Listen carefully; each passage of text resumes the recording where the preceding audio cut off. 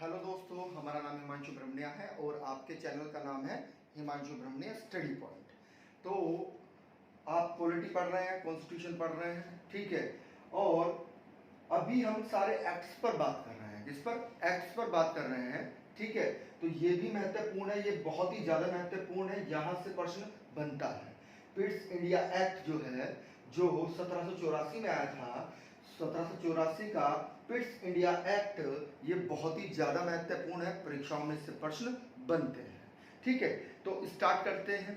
देखिएगा, जो नए व्यूअर्स हैं जिन्होंने हमारे चैनल को सब्सक्राइब नहीं किया है, तो हमारे चैनल को सब्सक्राइब कर ले और बेल आइकन ऑन कर ले और शेयर करना ना भूलिएगा, ठीक है। क्लियर है पॉइंट, ठीक है। और वीडियो अच्छी लगे तो उसे लाइक कर दीजिएगा। देखिएगा, कल हमने रेगुलेटिंग एक्ट पढ़ाया था, ठीक है। तो जिसने वो नहीं देखा है तो वो पीछे वीडियो में जाकर, ठीक है, पिछली वीडियो में जाकर वह देख सकता है रेगुलेटिंग एक्ट के बारे में। तो रेगुलेटिंग एक्ट के बारे में ही हमने एक चीज बताई थी आपको कि होता क्या है कि 1774 में किसकी स्थापना की गई थी? सुप्रीम कोर्ट की स्थापना की गई थी। किसकी? सुप्रीम कोर्ट की, ठीक है। इस सुप्रीम कोर्ट को ही क्या कहा जाता था? इस सुप्रीम कोर्ट को ही प्रीवियस काउंसिल कहते थे। क्या कहते थे? प्रीवियस काउंसिल कहते थे। और इसमें क्या होते थे? इसमें 4 न्यायाधीश होते थे। कितने? 4 न्यायाधीश होते थे। एक मुख्य न्यायाधीश, एक मुख्य न्यायाधीश होता था, जबकि 3 क्या होते थे? अन्य न्यायाधीश होते थे। Clear point? आ रही है बात समझ में? तो इनके नाम से भी प्रश्न बन जाता है। जो मुख्य न्यायाधीश थे, जो मुख्य न्यायाधीश थे, उनका नाम क्या था? बहुत ही ज्यादा इंपॉर्टेंट है, सर एलिहाज इम्फे, ठीक है, ये इनका नाम था। जो अन्य थे, अन्य चार जो थे, उनमें सब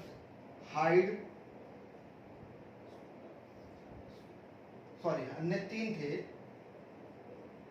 लिमिस्टर और चैम्बर्स, ये आपके अन्य न्यायाधीश थे। Clear point? आ रही है बात समझ में? ठीक है। इसे अभिलेख न्यायालय भी कहा गया है, ठीक है। रेगुलेटिंग एक्ट के तहत ही एक चीज और थी, इसको भी समझ लीजिएगा। हमने कल बताया भी था, रेगुलेटिंग एक्ट के तहत ही क्या हुआ कि जो रेगुलेटिंग एक्ट है, अब इसमें महत्वपूर्ण बिंदुओं को रखते हुए, है ना, किसको? महत्वपूर्ण बिंदुओं को लाते हुए, यानी कि इसको छोटा कर दिया। जो इसमें कमियां थी उसे दूर करने के लिए क्या होता है? वास्तव में एक एक्ट आता है, और वह एक्ट आता है 1781 में, जिसका नाम क्या था? Act of settlement. इसके बारे में हमने कल आपको बताया था, थोड़ा डिस्कशन किया था, ठीक है। तो वास्तव में जो एक्ट ऑफ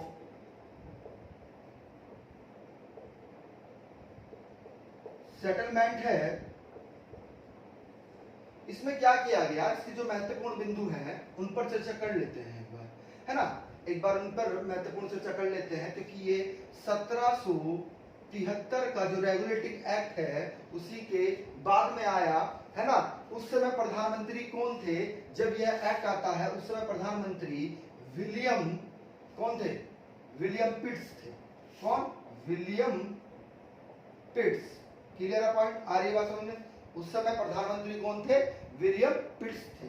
क्लियर पॉइंट? आ रही है बात समझ में? कहां के प्रधानमंत्री? ब्रिटेन के प्रधानमंत्री। देखिएगा, एक्ट होता क्या है, इसको समझिएगा। एक्ट क्या होता है और बिल क्या होता है, दोनों में अंतर है ना। दोनों में क्या होता है? अंतर होता है, ठीक है। एक्ट, वास्तव में एक्ट को हम क्या कहते हैं? एक्ट को हम कानून कहते हैं। क्या कहते हैं? कानून। जबकि बिल को हम क्या कहते हैं? विधेयक कहते हैं। क्या कहते हैं? विधेयक कहते हैं। होता क्या है, जब भी कोई लिखित दस्तावेज, अर्थात आपको कानून बनाना है ना, तो जब वह लिखित दस्तावेज तैयार हो जाता है तो उसे हम क्या कहते हैं? उसे हम विधेयक कहते हैं। और विधेयक ही क्या करता है? पहले लोकसभा में जाता है, फिर राज्यसभा में जाता है ना। वो अलग अलग है, पहले राज्यसभा में भी जा सकता है, लोकसभा में भी जा सकता है। और अगर वह उन दोनों सदनों में पारित हो जाता है, उन दोनों सदनों में पारित हो जाता है अर्थात पास हो जाता है, तो वह किसके पास जाता है? जो राष्ट्र का प्रमुख होता है अर्थात राष्ट्रपति के पास जाता है। जब वह राष्ट्रपति के पास जाता है, जब राष्ट्रपति उस पर सिग्नेचर कर देते हैं, तो वह क्या बन जाता है? वही कानून बन जाता है अर्थात एक्ट बन जाता है। क्या बन जाता था? कानून बन जाता है अर्थात एक्ट बन जाता है। तो विधेयक में और एक्ट में आपको अंतर पता लगी गया होगा, है ना, कि विधेयक और एक्ट में अंतर क्या है, अर्थात कानून और विधेयक में अंतर क्या है। कोई भी आपकी समस्या है तो आप उसे कमेंट में लिख दिया करें जरूर, ठीक है ना, उसका हम निष्कारण कर दिया करेंगे। चलिए, तो इसकी कुछ महत्वपूर्ण तथ्य हैं, उन पर चर्चा कर लेते हैं, ठीक है। आइए देखिए, एक्ट ऑफ सेटलमेंट जो है, सबसे बड़ी चीज क्या है इसमें, समझिएगा बिल्कुल ध्यान से। जो 1773 में का जो अधिनियम था यानी कि एक्ट था, उसमें जो कमियां थी, कमियों को दूर किया गया। किसको? कमियों को दूर किया गया अर्थात महत्वपूर्ण बिंदु ही ले गए। इसी में ही क्या हुआ, जो आपका गवर्नर जनरल होता था, ठीक है, उसे क्या कर दिया गया? उस जनरल गवर्नर से सर्वोच्च न्यायालय की अधिकारिता छीन ली जाती है। किसकी? सर्वोच्च न्यायालय की अधिकारिता छीन ली गई, ठीक है, क्लियर है पॉइंट? छीन ली गई। और जो आपका सुप्रीम कोर्ट था, क्या? जो आपका सुप्रीम कोर्ट था, जो 1774 में बना था, एक साल बाद, उसमें क्या किया गया? सुप्रीम कोर्ट से क्या किया गया? बहुत इंपॉर्टेंट फैक्ट है, राजस्व जो अधिकार थे वापस ले लिए। क्या कर लिए? वापस ले लिए। क्लियर है पॉइंट? आ रही है बात समझ में? अब जो कंपनी है, इसी एक्ट के तहत जो कंपनी के कर्मचारी हैं, तो जो कंपनी के कर्मचारी हैं, वो कंपनी के कर्मचारी किसके प्रति उत्तरदायी होंगे? वह गवर्नर जनरल के प्रति उत्तरदायी होंगे। Clear point? आ रही है बात समझ में? इसी एक्ट के तहत क्या हुआ, आपको पता लगा कि सुप्रीम कोर्ट की स्थापना कहां पर की गई थी? कलकत्ता में की गई थी। तो जो कलकत्ता है, ठीक है ना, कलकत्ता सरकार अर्थात कलकत्ता में जो सुप्रीम कोर्ट है, उसमें उसको क्या अधिकार दिया गया? इसको अधिकार दिया गया कि वह बिहार और उड़ीसा में जितने भी कानून बना सकती है अर्थात विधि का स्थापना कर सकती है। कोई भी कानून बनाना है, विधि बनानी है, तो वह अधिकारिता भी किसको दे दी? कलकत्ता सरकार अर्थात सुप्रीम कोर्ट को दे दी गई है, ठीक है। किस किस की? बिहार, क्योंकि ये जीत लिए थे ना, बिहार और उड़ीसा का क्षेत्र भी किसने? अंग्रेजों ने जीत लिया था। Clear point? चलेगा, आगे चलते हैं।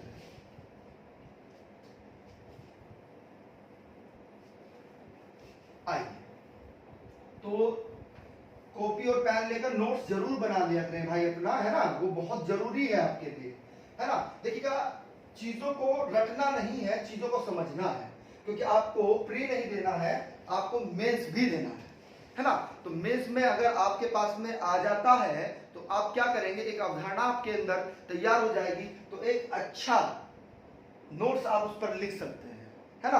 अवधारणाओं को समझना बहुत ज्यादा जरूरी होता है, ठीक है। आइएगा, अब पढ़ते हैं पिट्स इंडिया एक्ट के बारे में।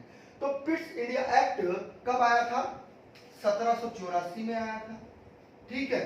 होता क्या है कि ब्रिटेन संसद ने जब पैसा मिल गया उनको 20 करोड़ रुपया, किसको? कंपनी को, तो कंपनी ने एक गुप्त समिति का निर्माण किया। किसका?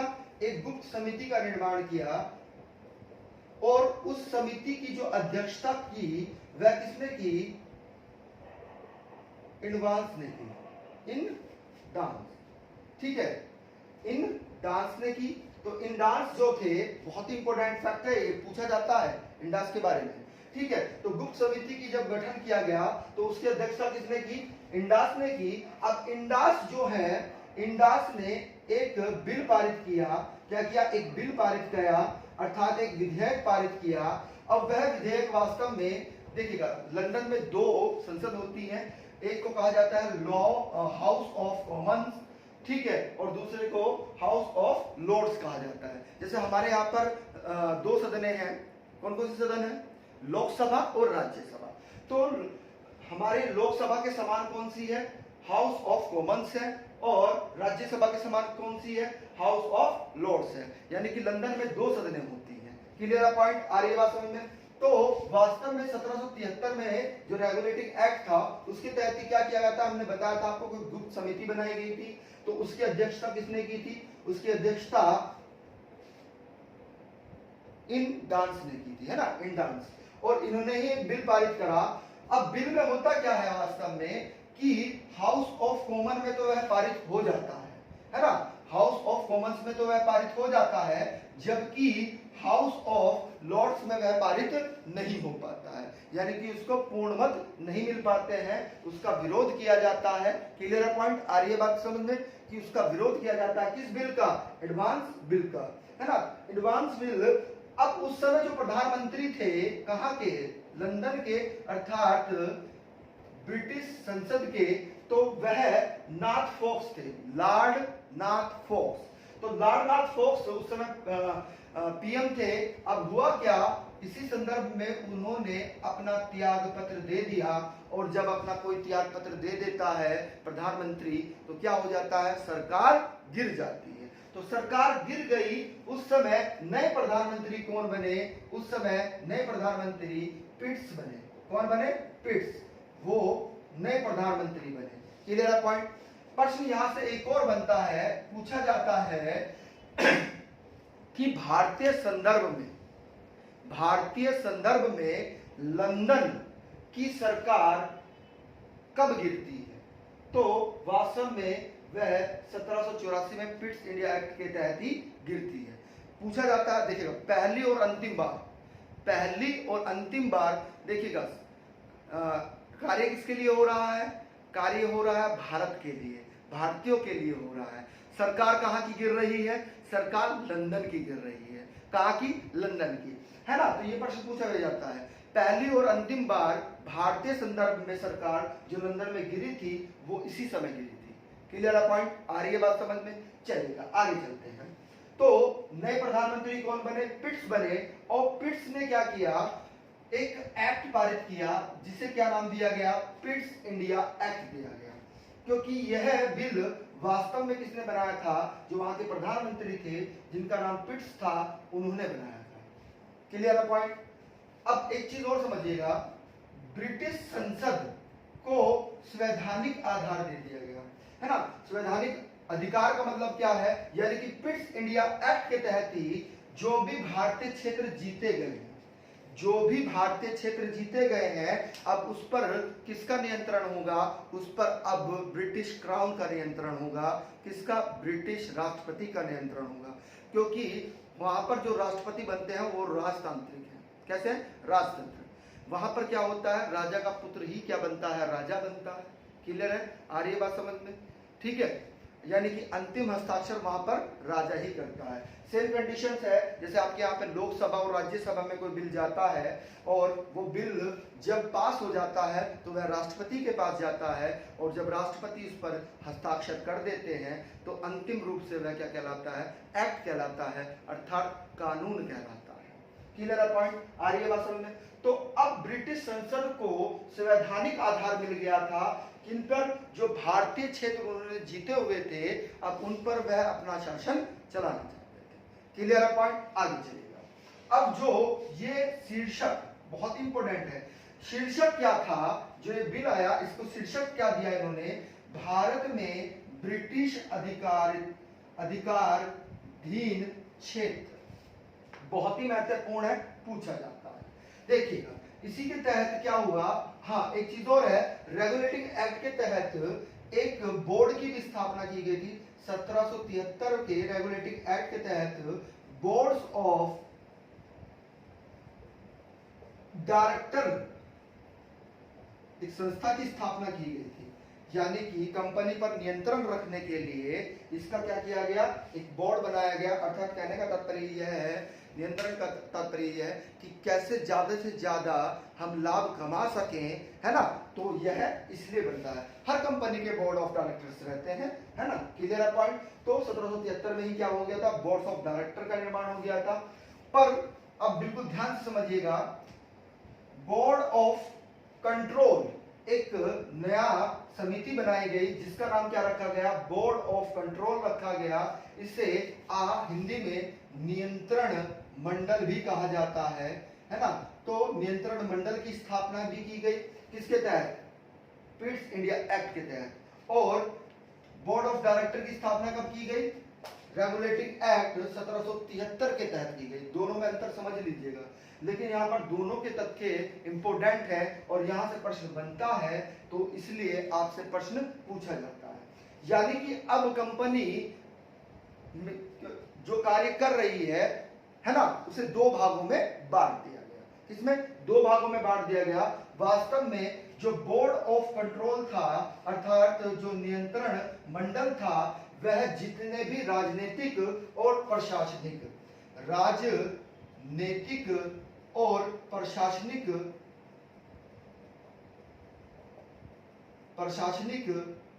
कार्य थी, उसकी रेखदेख कौन कर रहा था, बोर्ड ऑफ कंट्रोल करता। ठीक है। और जबकि किसकी, बहुत इंपॉर्टेंट फैक्ट है, व्यापार संबंधित जो भी चीजें थी, वह कौन कर रहा था, उस पर नियंत्रण किसका हुआ, बोर्ड ऑफ डायरेक्टर का हुआ। किसका, बोर्ड ऑफ डायरेक्टर का हुआ। पॉइंट क्लियर है, बात समझ में आ रही है। यानी कि राजनीतिक कार्य कौन देखेगा, बोर्ड ऑफ कंट्रोल देखेगा। प्रशासनिक कार्य कौन देखेगा, बोर्ड ऑफ कंट्रोल देखेगा। जबकि व्यापारिक कार्य कौन देखेगा, कंपनी के बोर्ड ऑफ डायरेक्टर्स देखेंगे। क्लियर है पॉइंट, आ रही है बात समझ में। अब बोर्ड ऑफ कंट्रोल में कितने सदस्य थे, 6 सदस्य थे। कितने सदस्य थे, 6 सदस्य थे। और अब हुआ क्या, बिल्कुल ध्यान समझिएगा, इसकी नियुक्ति ब्रिटिश संसद करेंगे। यानी कि ये जो 6 सदस्य हैं, इनकी नियुक्ति कौन करेगा, ब्रिटिश संसद करेगा, है ना। कौन करेगा, ब्रिटिश संसद, अर्थात ब्रिटिश क्राउन करेगा। कौन करेगा, ब्रिटिश क्राउन करेगा। ठीक है। और इसी के तहत क्या हुआ कि जो गवर्नर जनरल थे और उसकी जो परिषद थी, वह भी नियंत्रक मंडल के अधीन ही कार्य करेगा। कहने का तात्पर्य यह है, किसी पर आक्रमण करना है या युद्ध करना है ना, तो वो सब किससे परमिशन लेंगे, बोर्ड ऑफ कंट्रोल से परमिशन लेगा। कौन, जनरल गवर्नर, वह उसकी समिति। यानी कि अब ऊपर सबसे कौन आ गया है, बोर्ड ऑफ कंट्रोल आ गया है। कौन आ गया है, बोर्ड ऑफ कंट्रोल, यानी कि नियंत्रण मंडल आ गया है। अब उसी से ही परमिशन लेना पड़ेगा, कहीं किसी क्षेत्र पर आप युद्ध करना चाहते हैं या कोई भी कार्य करना चाहते हैं। क्लियर है पॉइंट, बात समझ में आ गई, बहुत ही इंपॉर्टेंट है, पूछा जाता है।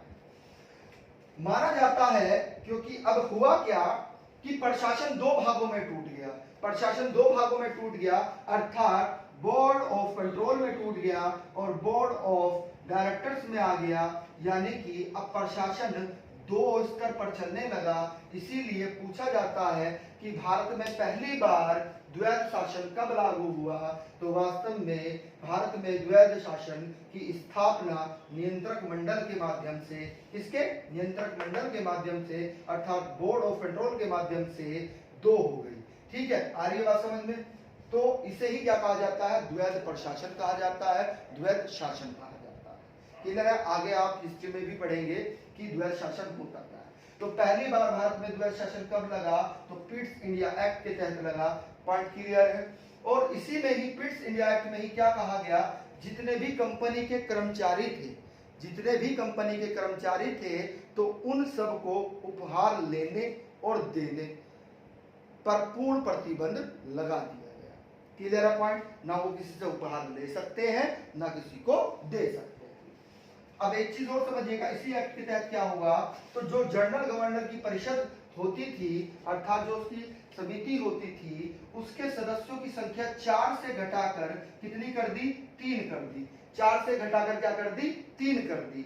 और इसी के तहत पिट्स इंडिया एक्ट के तहत ही एक कार्य और किया गया कि जो अंग्रेजी यानी कि ब्रिटिश कर्मचारी हैं, जो कंपनी के कर्मचारी हैं, अगर उन पर कोई मुकदमा करना है तो उसके लिए लंदन में एक अलग से कोर्ट की स्थापना की गई। ठीक है, यानी कि कोई कर्मचारी अगर भ्रष्ट माना जाता है या भ्रष्ट कार्य करता है तो उस पर कहां पर केस चलेगा? कोलकाता में हाल ही में नहीं चलेगा, सुप्रीम कोर्ट में। उसका जो है उनके लिए एक अलग कोर्ट की स्थापना की गई। कहां पर? इंग्लैंड में। पॉइंट क्लियर है? मुकदमा चलाने के लिए इंग्लैंड में एक कोर्ट बनाया गया, एक कोर्ट की स्थापना की गई। अगर आपको वीडियो अच्छा लगा हो तो इसे लाइक करिएगा, और जो नए व्यूवर्स हैं जिन्होंने हमारे चैनल को सब्सक्राइब नहीं किया है वो हमारे चैनल को सब्सक्राइब कर ले और बेल आइकन ऑन कर ले। ठीक है, और अगर वीडियो अच्छा लगा तो उसे लाइक कर दीजिएगा और शेयर करना ना भूलिएगा। एक चीज आपको कहनी थी हमें कि चीजों को समझना है। हम बोल रहे हैं, बार बार इन चीजों को बोल रहे हैं। ठीक है, हमारी वीडियोस पर लाइक कम आते हैं, कारण यही रहता है क्योंकि हम अवधारणाओं के साथ समझाते हैं। बच्चे क्या सोचते हैं कि बस इंपॉर्टेंट हो जाए, प्रेम्बल से स्टार्ट हो जाए। नहीं, प्रश्न यहां से भी बनता है। मेंस में परीक्षा यहां से भी आपका प्रश्न बनेगा। अगर आपका मेंस में आपको डिस्क्राइब में दे दिया ये टॉपिक तो आप इसके बारे में लिख सकते हैं, अच्छा नोट्स तैयार आप कर सकते हैं। ठीक है, तो thank you very much. Okay.